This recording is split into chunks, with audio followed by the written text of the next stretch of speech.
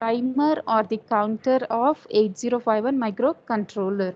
So in order to write a program for the timer or the counter of 8051, we should have a sound knowledge over TMOD and TCON registers. And in previous class, we have seen the TMOD register as well as the TCON registers, and what are the bits and what are the functions that both of them are doing, and which register is going to start the timer and which is going to stop the counter, and who is going to select the mode of operation. These are all things we have seen in the previous class. So now with that knowledge we will try to write a program for these timers or the counters of 8051 microcontroller. So before we move on to the writing of program for timers and counters, let me tell you one thing, that these are the predefined steps that we need to follow before you start writing the program for timer or counter. I'm repeating once again, these are the steps that we need to follow step by step, and we should not what we call replace any of these steps with any other steps. This should be the first step and this should be the second step, that's it. So these are all the steps that we need to follow to write a program for timer or counter. And here I would like to mention you one thing, that so timers or the counters of 8051 can be programmed by using two methods. By using two methods, we can write the program for timers of 8051. One method is nothing but polling method, and another method is nothing but interrupt method. One is the polling method and another one is the interrupt method. So whatever the steps that you can see here, the 6 steps, these are all for the steps to write the program for timer using polling method. The steps that you can see in the screen, they are to be used if you are writing the program using polling method. And I told you that there is another method, that is nothing but interrupt method. So programming timer or counter using interrupt method, this large sentence can also be replaced by programming timer interrupts. Programming timer interrupts, there are two names. So programming the timer with polling method, so it has no another name, and another is nothing but programming the timer with interrupt method. So this entire name can be simply replaced with programming timer interrupts. So in two methods we can write the program for timers or the counters of 8051 microcontroller. So now first we will see how to write the program using polling method, and next we'll see how to write the program using interrupt method. So if you look into the steps using polling method, the first step is nothing but initializing the timer. Initializing the timer, so you have to initialize the timer using tmod register. You have to initialize the timer using tmod register, that is nothing but timer mode register, timer mode register. And next, after initializing the timer, you need to initialize the count of the registers. As I told you in previous class, while I'm explaining about the timers and the counter, there should be a one numerical value. Based on that value only, the timer is going to produce the delays. So soon after you start the timer, the next thing that you need to do is that you need to upload the count. For how much time, that numerical number, for how much time the timer should produce the delay, that numerical number should be uploaded onto the timer. So initializing the count of the register, so this count needs to be initialized using these two registers. They are nothing but higher byte of the timer and lower byte of the timer. So the first step for writing the first step, you will be making use of tmod register, and in order to write the second step, you need to make use of higher byte of the timer or lower byte of the timer. So in the second step itself, in order to calculate the count, before you calculate the count, you need to calculate the delay also. You need to calculate the delay also. So for this particular time, what should be the delay that tmod should produce? Sorry, the timer should produce. So this second step is the lengthier step, and if you understand this particular step, then easily you can write program for any program related to the timers. And moving on to the third step, once if you have uploaded the count, and once if the timer is ready to start the delay, then you need to start the timer. And once if the timer starts operating. So you need to wait. The fourth step is nothing but wait for the completion of operation. Yes, you have started the timer and you uploaded the count, and the timer is started for producing the delays. So in order to produce the delay or whatever the work that has been assigned to the timer, it takes some time. So here in fourth step, you need to write fourth step in such a way that the processor or the controller should wait until the completion of the task that has been assigned to the timer. So that step we need to write for the fourth one. And the next is that once if the operation is completed, then we need to stop the timer. Once if it is completed, then we need to stop timer, and then we need to clear off the overflow flag also. About this particular step, when we are directly writing the program, there you can understand what exactly the meaning of clearing overflow flag. So these are all the 6 steps. So now we will see each and every step in detail. So here first step is nothing but initializing the timer. Initializing the timer, that can be done using TMOD register. So if you could remember, this is the TMOD register, 8-bit register. It is a 8-bit register, and lower nibble is meant for timer 0 and the higher nibble is meant for timer 1. So how to initialize timer? In order to explain that, here I am just assuming that I'm initializing my timer with these 2 conditions. That means now I want to make use of timer 0 and I want to operate my timer 0 in mode 0. Just for an example, I have considered this. We can take any timer, timer 0 or timer 1, and you can take any mode from 0 to 2. You can take any mode from 0 to 2. It has 3 modes. It has 4 modes, but out of 4 modes, in order to produce the delays, we'll be making use of only 3 modes: mode 0, mode 1, mode 2. So for your better understanding how to initialize the timer, I just have considered that I'm considering timer 0 and I want to operate my timer 0 in mode 0. So once if you know that you want to operate timer 0, the thing that you need to do is that as it is related to timer 0, the timer 1 bits of TMOD register will become inactive. Timer 1 bits of TMOD register will become inactive. Why they are becoming inactive? Because you are not going to use timer 1. What are you going to use? You are going to use timer 0. So once if that, whenever you are using timer 0, then timer 1 bits needs to be inactive. So making them inactive, how can we indicate that to the processor that we are not making use of the timer 1? That can be done by making all those bits as 0. See here, from D0 to D3, they are related to the timer 0, and from D4 to D7 they are related to the timer 1. I'm saying that here I want to use only timer 0. So when I want to use timer 0, then timer 1 bits, that means D4 to D7 bits should become 0. So here this yellow color indicates that this is the inactive part. That means here we are not using the timer 1. So now move on to the timer 0. So if you want to initialize timer 0 in mode 0, we need to work out with D0 to D3. D0 to D3. First thing, look at the D3. What is the D3? It is gate 0. So what should we write? We have to write either 0 or 1 in order to start the timer 0, in order to initialize the timer 0. So what is this bit functioning? If you are writing 0, that indicates that you are controlling the timer through software. And if you are writing 1, that indicates that you are controlling the timer by hardware. As we are not connecting any external hardware here, as we are going to write the program for the software only, this bit will be by defaultly 0. So D3 is going to be 0 only, because we are trying to control the timer using software only. That is, by writing the program only, we are trying to control the timer.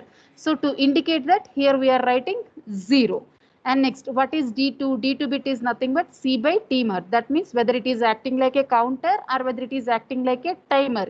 Here clearly I mentioned that I want to use timer 0. I want to use timer 0. That means here counter should become inactive and timer should become active. So to activate timer, here C by T bar should be replaced with 0, because if C by T bar is equals to 0, then T will become 1, C will become 0. So as C has become 0, counter cannot be activated. As T0 is equals to 1, the counter T0 timer 0 is going to be activated. So that is the reason here I am taking 0. And now M1 and M0, these two bits combinedly will help us to select the mode. Here I want to select my mode 0.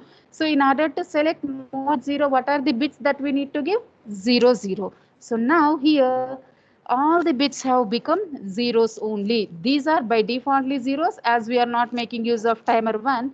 And here as we want to operate timer 0 in mode 0, the lower nibble has also become 0. So now the value, the initial value of the timer is set to be 0. All these 4 zeros can be replaced with single 0 and all these 4 zeros can be replaced with single 0. So now the timer is going to be initialized with a value of 00H. And if you find anything, say for example, if you want to operate this in mode 1, if you want to operate this in mode 1, so in order to represent mode 1, what should be the values? It should be 0, 1. Here it should be 0, 1. So now if you want to operate timer 0 in mode 1, so now the value is going to be all the 4 zeros can be replaced with single 0, and here all these can be replaced with 0, 1. So here it can be replaced with 0, 1H. If you are operating your timer 0 in mode 1, then timer should be loaded with 0, 1 value. If you are operating that with mode 0, then T mod will be initialized with 0, 0. So based on the mode that you are selecting, the the initial value of T mod is going to be varied. So that is how you initialize the T mod register. And what is the next step? Next step is nothing but initialize the count. That means we need to calculate the count, and that count should be stored in TH and TL. Here H represents higher byte of timer and L represents lower byte of timer. As in the case of first step, I have considered timer 0 mode 0. I'm just continuing that example. Here also I want to work with timer 0 only. So if I want to work with timer 0, then these two will be having suffixes of TH0 and TL0. Here 0 represents we are working with timer 0. So higher byte of timer 0 and lower byte of timer 0, because I'm considering my example as timer 0 mode 0. So 0 suffix will come and sit in these two places. So now we need to initialize TH0 and TL0. So what are their values? See here, these two should be replaced with the count. So what is the formula for count? Count is equals to hexadecimal of y. That means there will be a one value which will be in decimal. If you convert that y value into the hexadecimal, then that value is going to be your count. But what is y? Here y is having another formula. See here, y is equals to 2 power 16 or 2 power 13 or 2 power 8 minus x. Here I have written three values. That means at a time we can't use all the three values. We have to use only one value. So how to select whether we have to use 2 power 16 or 2 power 13 or 2 power 8? It depends on the mode. It depends on the mode. Say for example, if you are writing the program for mode 0, if you are writing the program for mode 0, then you need to select 2 power 13. Then formula will become y is equals to 2 power 13 minus x. In a similar way, if you are going with mode 1, then out of all these three values, you need to select 2 power 16. Similarly, for mode 2, the value will become 2 power 8. So here the thing that you need to remember is that among all these three values, you will be selecting only one value based on the mode. Minus from that value, you have to subtract x value. What is x? X is nothing but delay divided by 1.085 microseconds. X is equals to delay by 1.085 microseconds. What is this value? This is nothing but the time period. This is nothing but the time period of the wave. Time period of the wave means it represents the one full cycle, the time taken by the what we call wave to complete one full cycle. So you can just remember this value. For your understanding, I am saying that this is nothing but the time taken by a wave to complete one cycle. So that value is 1.085 microsecond. It is fixed value. There won't, you can just consider it as a constant value. And now here comes the delay. So in some cases, in problem itself, that delay value will be given, and in some cases the problem will be provided with frequency. So if delay is directly mentioned in the problem, you can substitute that value. You can calculate x. Once if you have x, you can calculate y. Once if you have y, then you can calculate the count and you can load that count in TH naught and TL naught. Say in the problem statement, if delay is not mentioned, for sure he will be mentioning the frequency. He will mention the frequency. So if he mentions, I mean, if the problem statement contains frequency, then how to calculate delay? In that case, delay is going to be T by 2, where T is equals to 1 by frequency, frequency. So here, in order to write the program for timers or counters, in 99% of cases, the wave that we are going to consider is square wave only. We'll be considering only square wave. So the problem statement will also be like generation of square wave with this much delay or with this much frequency. So all the time the program is to generate the square wave only. It will be asking for only square wave. So here, if delay is mentioned, we no need to go with these calculations. If delay is not mentioned and if frequency is mentioned, from the given frequency, you need to calculate time. And if you do half of that time, if you calculate half of that time, then delay is going to be obtained. Once if you have delay, you can have X. If you have X, you can have Y. If you have Y, you can have count. If you have count, you can initialize TH naught and TL naught. So this is how you need to initialize the count, or you need to load the count into the higher byte and lower byte of the timers. And the next step, third step, is to start the timer. So in order to start the timer, we need to make use of TCON register. If you observe this TMOD register, in TMOD register, actually we are making, for this particular example, for timer 0 and mode 0, we are not using these bits. We are using only these 4 bits. But the thing is that TMOD is not bit addressable. TMOD is not bit addressable. It is a byte addressable. That means if you want to write a value to TMOD, you should fill all these bits. From D0 to D7, all the bits should be filled, because the single bit cannot be accepted by the 8051 microcontroller for TMOD. So that is the reason TMOD is a byte addressable. But byte addressable means D0 to D7. Every bit should have value either 1 or 0. But if you look into the TCON is bit addressable. That means whatever the bit you need, you can initialize directly that particular bit. You no need to worry about the remaining bits.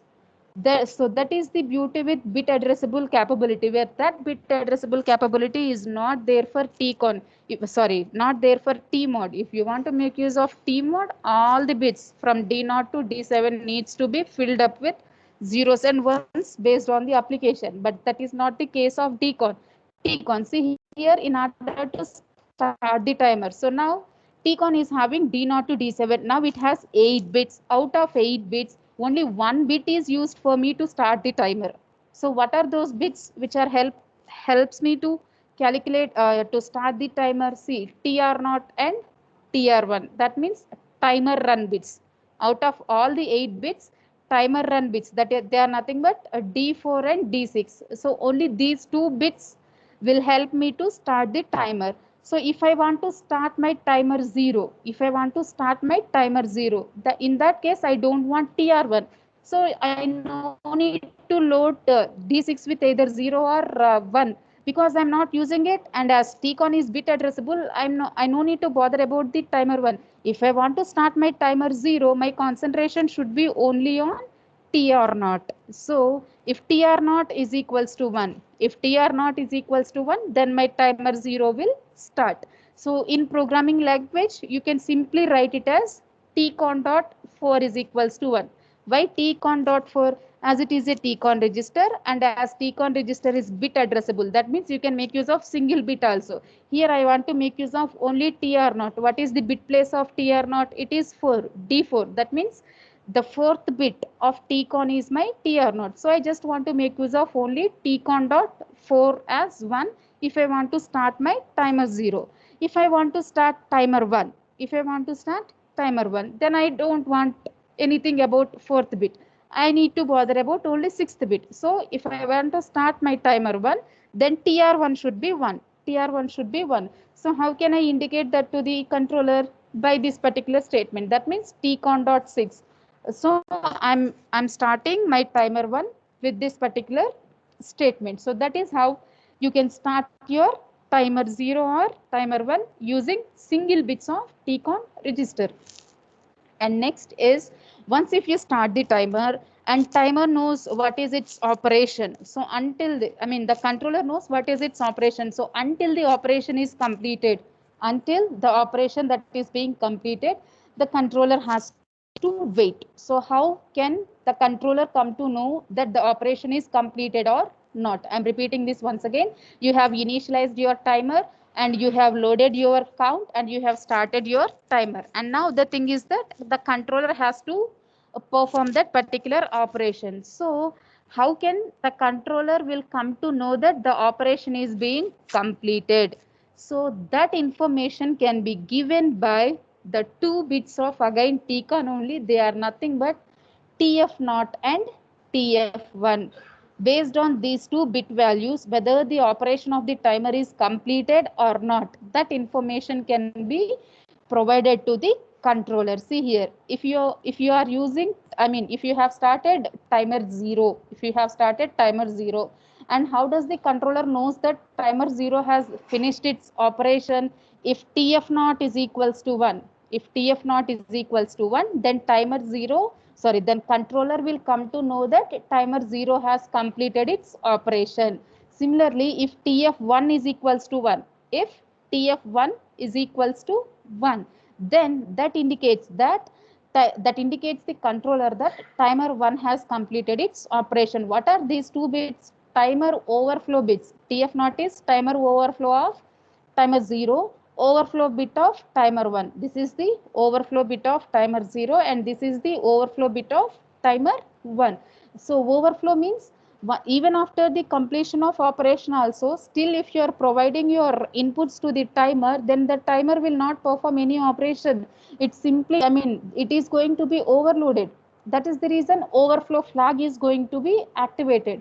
So simply while writing the program, to tell to the controller that the timer has completed its operation, to inform the timer that to inform the controller that timer has finished its operation, these two bits are used. See here, what are those places in TCON register? One is TCON dot 5 and another one is TCON dot 7. So if TCON dot 5 is equals to 1, that indicates that timer 0 has finished its operation. If TCON dot 7, if TCON dot 7 is equals to 1, that indicates that timer 1 has completed its operation. So here we'll be having one particular what we call instruction, where that instruction is common for all the programs related to timers that we will see.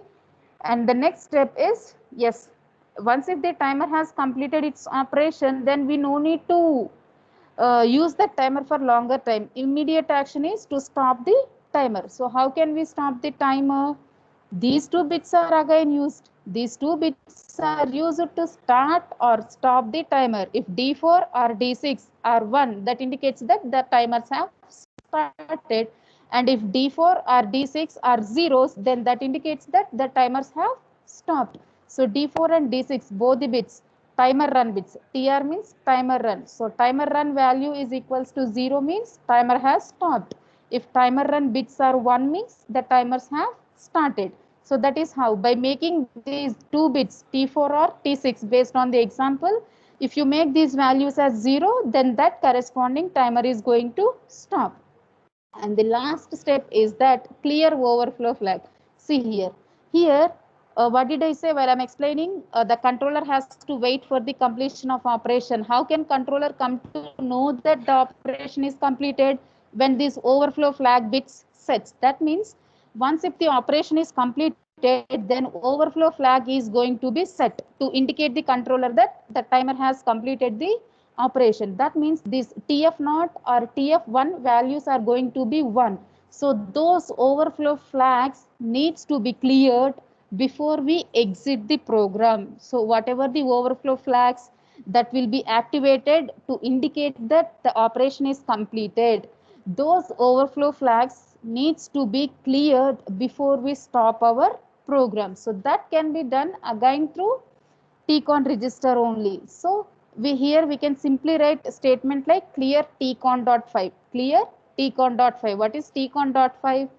D5 of TCON, TF0. So if you are writing TF naught is equals to 0, that indicates that there is no overflow, so the timer can start its operation again.